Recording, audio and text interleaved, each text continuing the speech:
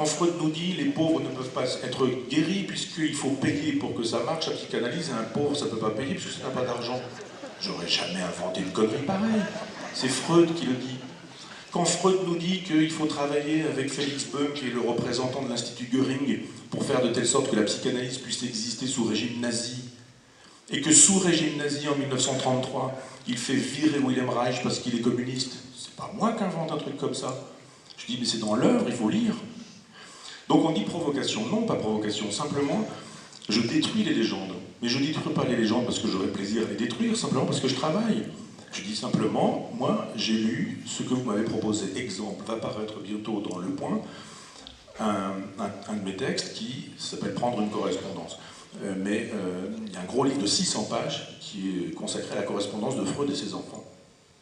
Et on m'a dit, voilà, compte rendu.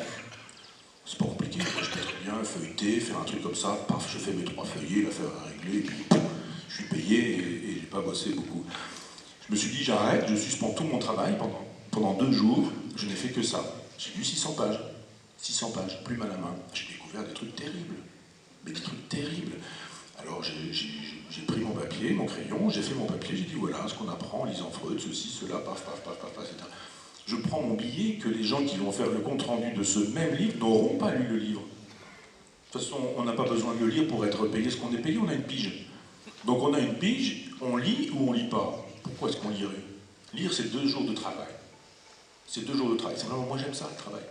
J'aime ça, passer 2 jours à regarder, à dire tiens, il dit ceci, il dit cela, etc. C'est mon plaisir. Mon plaisir, c'est pas le chèque qui va venir. Mon plaisir, c'est de dire j'avais des hypothèses sur Freud, elles se trouvent confirmées par cette correspondance. Donc je ne suis pas dans la provocation.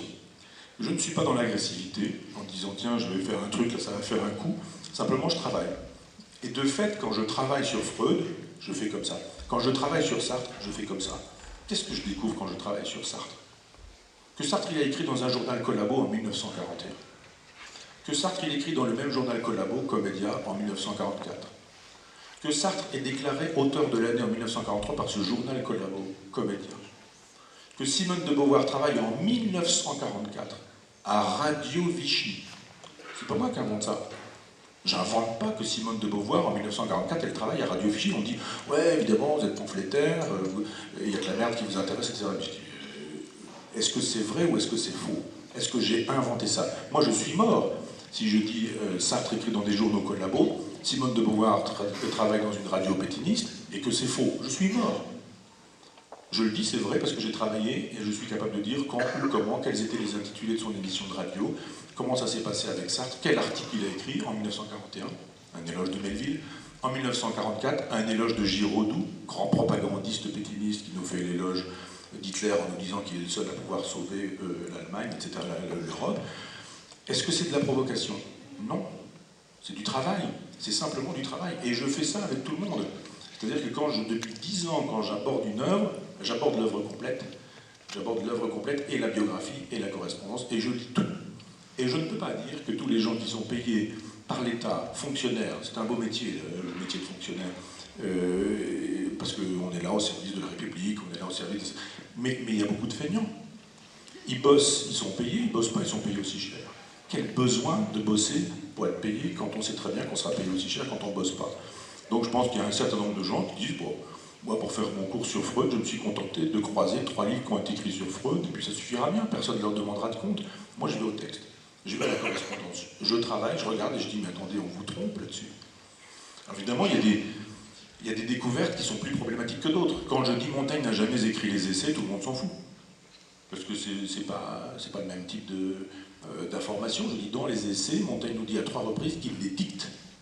Donc il ne les écrit pas. C'est pas la même chose de tourner dans sa bibliothèque, ce qu'il appelle sa librairie, et puis de parler, puis il y a quelqu'un qui note, etc.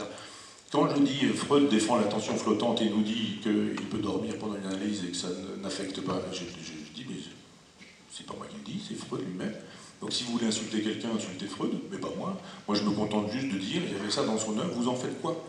Donc évidemment, il y a un tas de gens qui considèrent que parce que je préfère les vérités qui inquiètent aux légendes qui rassurent, je suis un provocateur. Ben, je dis, écoutez, si un philosophe, c'est pas quelqu'un qui nous dit la vérité, même si elle inquiète, et qui ne fait pas tomber des légendes, même si elles rassurent, alors c'est pas quelqu'un qui mérite le beau nom de philosophe.